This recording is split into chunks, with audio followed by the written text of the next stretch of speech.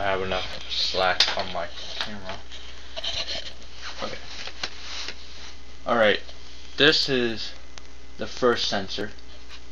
I'm gonna try to.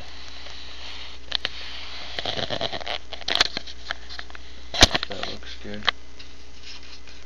Alright, the first sensor should look like this. It'll just be green, but you'll have a little tiny black sticking up. That's your sensor. That's the first sensor. And let's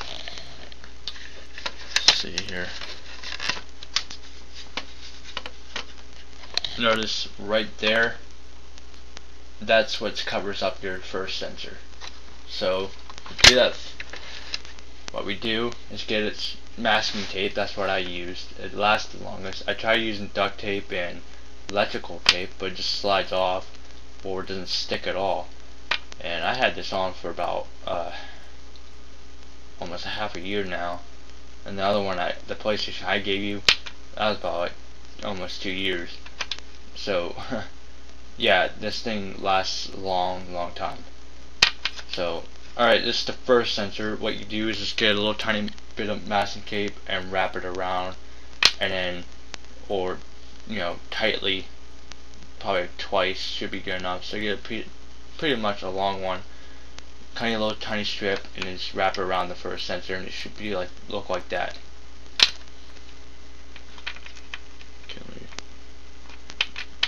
This is not the best masking tape, but it will do. And then the second sensor, which there is a third sensor, but I didn't notice you really don't have to really cover it, but I don't see a difference if you cover it or not. But the second sensor is located right there. Notice there's a screwdriver hole, but that's where this, one of the screws go.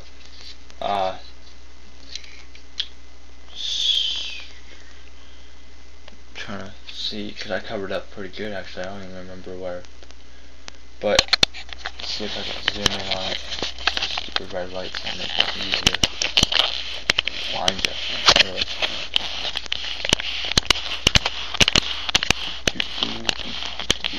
Okay, right about there is right where your sensor have another little black tab sticking up. You want to cover that up with tape.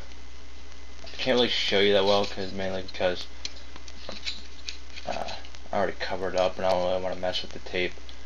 But yeah, I usually double layer it too. I'll put one tape on that one half of the side and then put the other half on the other side, and that way it'll stick for sure. This is probably the most difficult procedure because it's like you're working around all this mess just to cover up something little tiny sensor. So just work at it and eventually it should stick pretty securely enough that it can boot up. And then instead of closing it all the way and then screwdriving everything back in, you can actually test yourself before you put everything back together. Plug it in, get the video on, and just put a CD right there. Don't have to close it or anything, just put the CD right there and see if it starts. See if the laser shows that it's working. If it's working, good.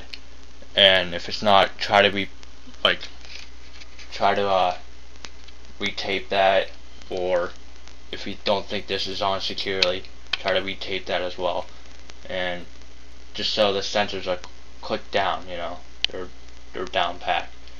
So alright, I think that's pretty much everything you need to know.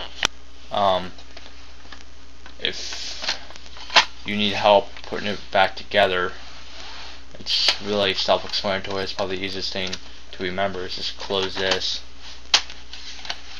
and then put the screws back in, and then yeah, that's pretty much it. So just cover up the sensors. There's 2 sensors, and before you close everything up, just put a CD right there and turn it on, which should be a black or white button right there. My thumb's kind of covering it up, but there we go. should be a black button right out there, or a white one. You just click it, turn it on, and that's pretty much it. You are set. If it's spinning, then all you do is close in, screw it back in. Alright, I always talk and yabble. I just want to make sure you understand this video, but I think I make it more confusing when I go beyond the time limit. So instead of making this a 5-minute video, I made it an 11-minute video. So yeah, I'll sign off. So good night. I'm going to bed.